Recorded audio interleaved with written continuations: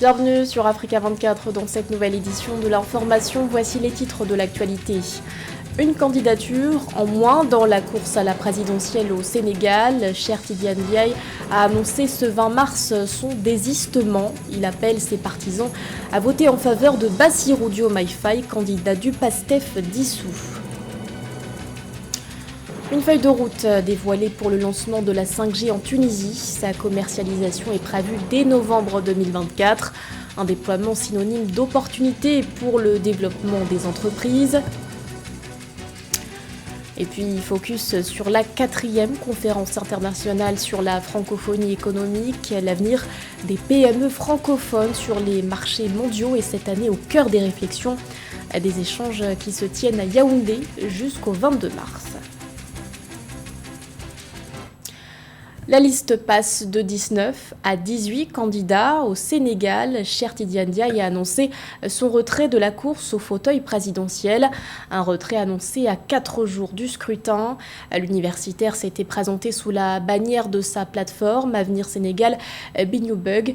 S'il se désiste, il appelle néanmoins ses partisans à soutenir le candidat du PASTEF dissous, Bassirou Diomaye Faye, qui remplace Ousmane Sonko. Les détails avec Samantha Saberou-Sagobang. À quelques heures de la fin de la campagne présidentielle, le candidat à l'élection présidentielle du 24 mars au Sénégal, Cheikh Tidiane Diaye, a annoncé mercredi 20 mars sa décision de retirer sa candidature à la magistrature suprême. Ce retrait porte désormais la liste des candidats à 18. J'ai annoncé publiquement que je renonçais à ma propre candidature pour soutenir celle de mon ami et allié le président Ousmane Sonko. Le leader du mouvement Avenir Sénégal, Bignoubeug, a annoncé apporter son soutien au candidat Bassirou Diomaye Faye. À cet effet, il appelle ses militants à voter pour le candidat anti-système Bassirou Diomaye Faye. La constitution du Sénégal stipule qu'en cas de retrait d'un des candidats avant le premier tour, l'élection est poursuivie avec les autres candidats en lice. Les militants et sympathisants qui m'accompagnent en politique, mes amis et proches, celles et ceux qui m'aiment et qui me veulent du bien, mes alliés et partisans et tous ceux qui sont avec nous, j'appelle tous ceux qui m'ont suivi, qui m'ont compris et qui étaient prêts à voter pour moi, je les appelle à porter leur vote et leur voix sur le candidat Bassirou Diomaye Diakhar Faye pour l'élire dès le premier tour au soir du 24 février mars 2024. Quelques 7 33 854 électeurs inscrits dans le fichier électoral se rendront aux urnes le dimanche 24 mars 2024 pour élire le 5e président de la République du Sénégal après Léopold Sédar Senghor, Abdou Diouf, Abdoulaye Wade et Macky Sall. En Tanzanie, les réformes entreprises par le gouvernement en faveur de l'entrepreneuriat ont porté leurs fruits. D'après une étude publiée par Tanzania Startup Association, leur nombre a augmenté de 15% de 2021 à 2022, une dynamique qui pourrait s'intensifier avec l'annonce d'une loi globale sur les startups tanzaniennes, un engagement annoncé par le ministre de l'Information, Nap Nyoy, Catherine Gombe. La Tanzanie poursuit sa marche vers un développement inclusif en engageant de nouvelles initiatives en faveur de l'entrepreneuriat. En effet, en date du 19 mars 2024, le gouvernement a annoncé une politique et une loi complète sur les startups en Tanzanie. Cette politique, attendue avec impatience par les entrepreneurs, vise à relever les défis urgents auxquels ils sont confrontés et à ouvrir la voie à leur croissance continue. Nous avons essayé de postuler à différentes opportunités de financement, mais nous n'avons pas obtenu gain de cause. La Tanzanie a connu une augmentation remarquable de 15% du nombre de startups au cours de l'année 2023 dans des secteurs tels que les TIC Software, l'agritech et la fintech en tête. La dernière étude nationale publiée par la Tanzania Startup Association TSE en avril 2022 révèle une augmentation de 15% du nombre de startups connues. Entre 2020 et 2023, le nombre de startups en Tanzanie a considérablement augmenté, passant de 247 à presque 700. Cette croissance peut être attribuée à plusieurs facteurs tels que le gel prolongé des embauches par le gouvernement qui a conduit de nombreux jeunes professionnels, y compris des diplômés récents, à explorer les possibilités d'emploi indépendant et d'entrepreneuriat. Pour les autorités de ce pays d'Afrique de l'Est, elles créent des emplois et attirent d'importants investissements directs étrangers. None of Tanzanian startups which raised more than $1 million last year went bankrupt. Aucune start-up tanzanienne ayant levé plus d'$1 million l'année dernière n'a fait faillite. J'apprécie donc le rythme soutenu auquel nous avançons et à long terme, disons dans 5 à 10 ans, cet écosystème sera très différent et changera l'économie de ce pays et du continent.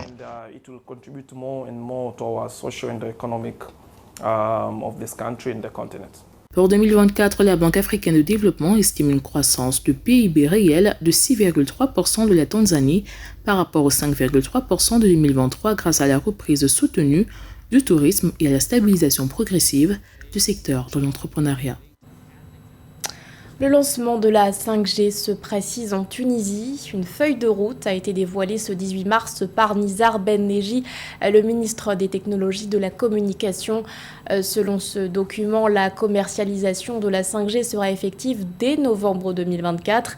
Une aubaine pour le pays qui entend accélérer sa transformation numérique. Marie-Raphaël Amtolo. La Tunisie dispose désormais d'une feuille de route pour le déploiement commercial de la technologie mobile de 5e génération. Le plan a été dévoilé le lundi 18 mars par Nizar Ben Neji, ministre des Technologies de la Communication. La dite feuille de route indique l'octroi des licences et le lancement commercial de la 5G sont prévus respectivement pour septembre et novembre 2024. L'Agence nationale des fréquences a été chargée d'identifier et de fournir les bandes de fréquences nécessaires pour le dit lancement.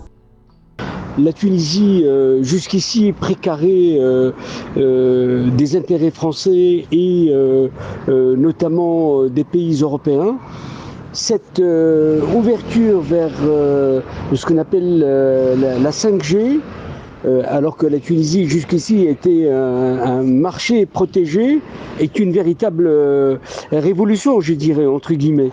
En Tunisie, à fin mars 2023, selon l'instance nationale des télécommunications, le parc RGS 90 ou abonnement en téléphonie mobile comptait plus de 16 millions d'abonnés pour presque 12,263 millions d'habitants, ce qui ferait 1,3 abonnements par habitant, tout âge confondu, et donc un taux de pénétration de 135,4%. À la fin du premier trimestre 2023, le secteur tunisien des télécoms pesait 903,7 milliards de dinars tunisiens en hausse de 3% en glissement annuel, dont 29,9% seulement en téléphonie mobile et 31% en data mobile. Je pense que l'économie va faire un saut qualitatif parce que jusqu'ici le pays est condamné par une bureaucratie qui a empoisonné la vie des Tunisiens et ceux qui veulent entreprendre et surtout ça va alléger les procédures et permettre la circulation et l'agilité de la vie économique. D'après le gouvernement tunisien, la technologie 5G a le potentiel d'accélérer la transformation numérique avec des applications nouvelles dans plusieurs domaines, notamment le transport, la santé, l'éducation ou encore l'agriculture. Notons que l'avènement de la 5G s'inscrit dans le cadre de la mise en œuvre de la stratégie nationale de transformation numérique 2025 de la Tunisie. Cette stratégie vise notamment à accélérer la digitalisation de l'administration, sécuriser le cyberespace national, assurer la souveraineté numérique et instaurer un climat de confiance numérique essentiel à la mise en œuvre des projets de digitalisation selon les autorités. La Société financière internationale poursuit ses engagements en faveur du secteur privé ivoirien, agriculture, énergie ou encore nouvelles technologies, tels sont entre autres les secteurs ciblés.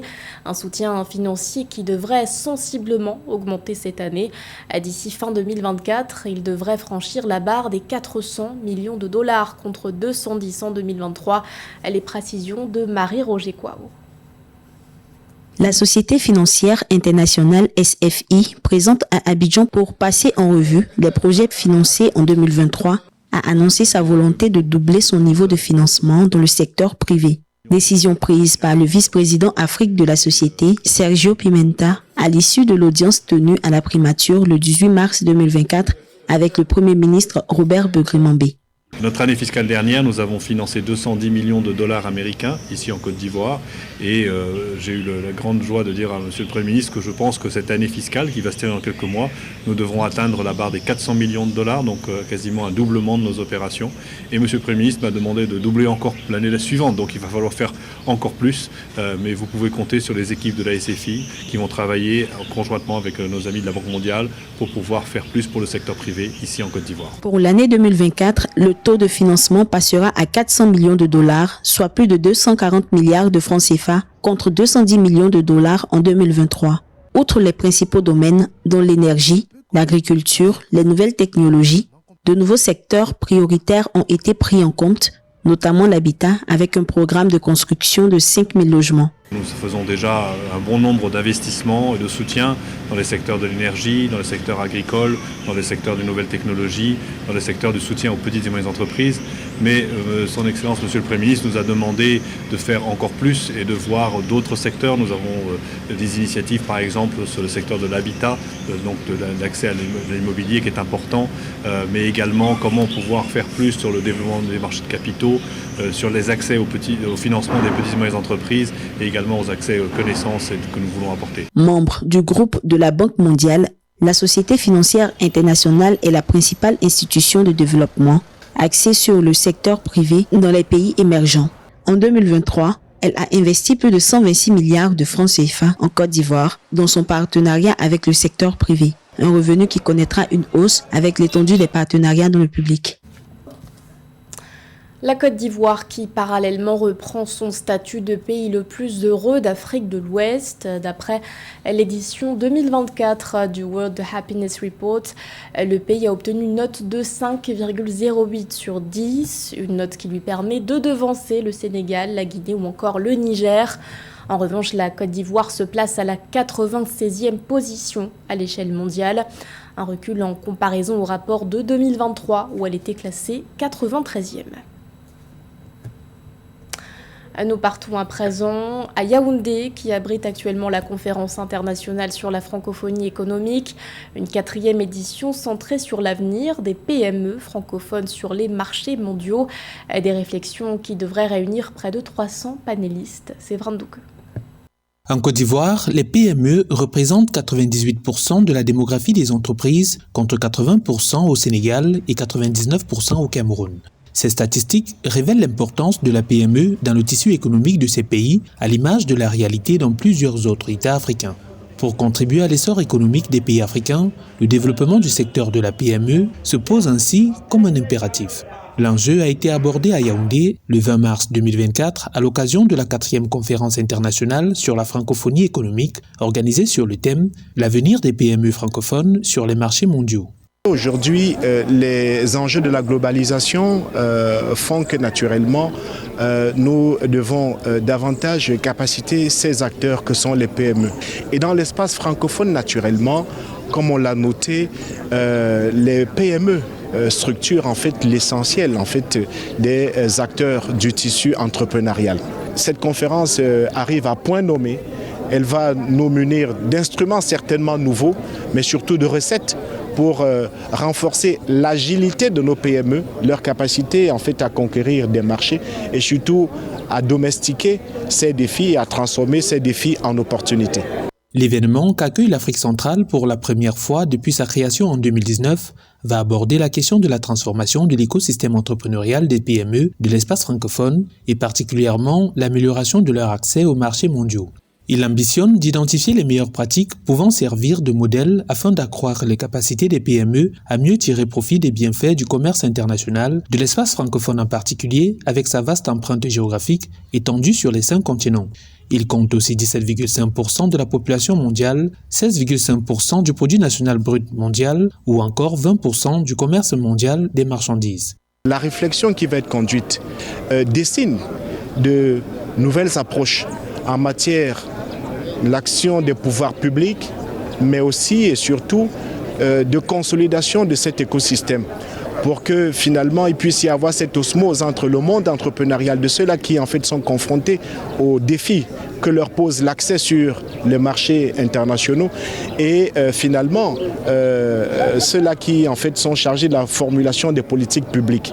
Organisée par l'Observatoire de la francophonie économique de l'Université de Montréal, la conférence internationale sur la francophonie économique réunit 3 jours durant plus de 300 panélistes venant d'une vingtaine de pays francophones, dont des acteurs du monde politique, de l'entreprise, de la finance et de la recherche pour croiser les regards et les expériences afin d'envisager de nouveaux possibles, facilitant la transformation de la structure des PME et les projeter sans complexe vers la quête de nouveaux marchés.